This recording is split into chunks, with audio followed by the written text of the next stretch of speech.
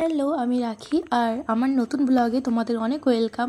তোমরা সবাই কেমন আছো? আশা করি তোমরা সবাই খুব ভালো আছো আর আমিও ভালো আছি।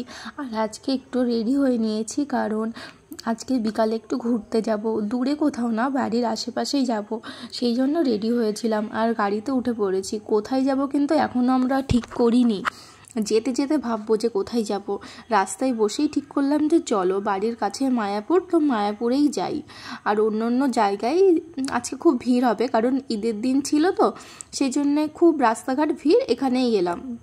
যেতে আমাদের বেশিক্ষণ লাগেনি, চলেই গেছিলাম। বিকালের দিকে বেরিয়েছিলাম আর সারা বিকেল থেকে ভেবেছিলাম সন্ধ্যার পর পর বেরিয়ে আসব। তো আমরা এখানে পৌঁছে গেছি। এটা হচ্ছে মায়াপুরের ইসকনের যে ভেতরে আমরা ঢুকছি। দেখো, এখানে সব এক একটা ভবন রয়েছে আর এখানে রোড। আমাদের ভেতরেই গাড়িটা পার্কিং করব, তো ভেতরেই পার্কিং করলাম।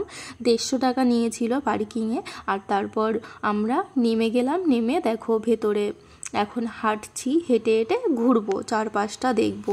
আজকে যেহেতু হলিডে, ঈদ ছিল, মানে আজকে ছুটির দিন বলে তাও কিন্তু ভালোই ভিড় এখানে।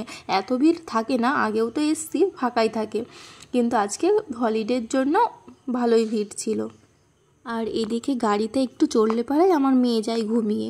আর ভেবেছিলাম এত সুন্দর পরিবেশ, ওকে তো উঠিয়েই দেবো, ঘুমিয়ে কতক্ষণ থাকবে। সবেই ঘুমিয়েছিল একটু আগেই গাড়িতে বসে, তো ওকে আমরা উঠিয়ে দিলাম। ভেবেছি এত সুন্দর জায়গা, ও দেখে খুব মজা করবে। আর উঠেও গেছিলো, উঠে কিন্তু খুব মজা করেছে।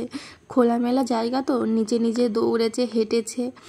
আর আমরা গিয়েই দেখি যে কীর্তন হচ্ছে, কারণ এখানে ওখানে সব জায়গায় কীর্তন করে দলে দলে। তো এখানেও একদল কীর্তন করছিল, দেখো।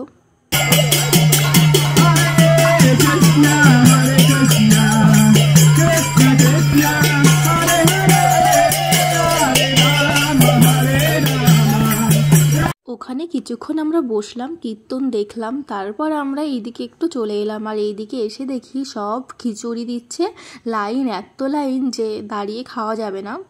যাই হোক, তারপর আমরা সামনের দিকে এগিয়ে গেলাম। এখানে বসার জায়গাও ছিল না যে একটু বসবো, তাই আর লেট করলাম না, সামনের দিকে এগিয়ে গেলাম। আর গিয়ে দেখি এখানে আরেক দল কীর্তন করছে।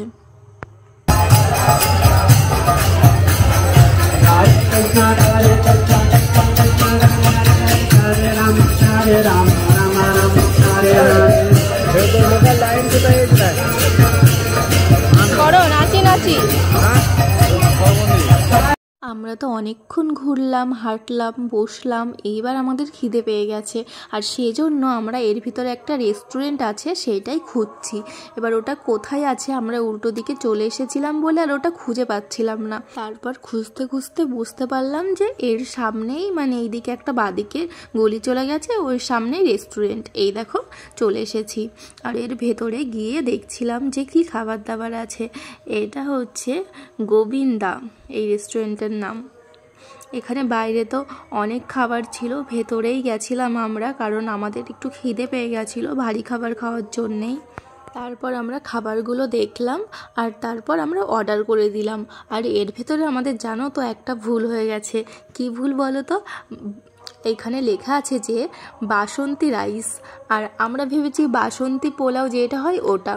তো আমরা ওটা অর্ডার করেছি আর ওটা লেখা ছিল আসলে বাসমতি রাইস। তো এরকম সাদা ভাত দিয়েছে, তো ভাবলাম যে কি হলো। তারপর ভালো করে দেখলাম ওটা, যে ওখানে লেখা আছে বাসমতি রাইস। যাই হোক, আর আলু পনির অর্ডার করেছিলাম। ভালোই ছিল, ভাতগুলো হালকা একটু ঠান্ডা কিন্তু ভালো ছিল। তারপর খেয়ে দিয়ে বেরিয়েই দেখি সন্ধ্যা হয়ে গেছে। একটু বসেছিলাম মাঠে, বসে তারপর আমরা বেরিয়ে এসেছিলাম ওখান থেকে। আর আমার মেয়ে তো অন্ধকারেও দৌড়ে দৌড়ে কী খেলা করছিল, খুব মজা করেছে আজকে। আর তারপর আমরা দেখো গাড়িতে উঠে গেছি আর একদম বাড়ি সোজা।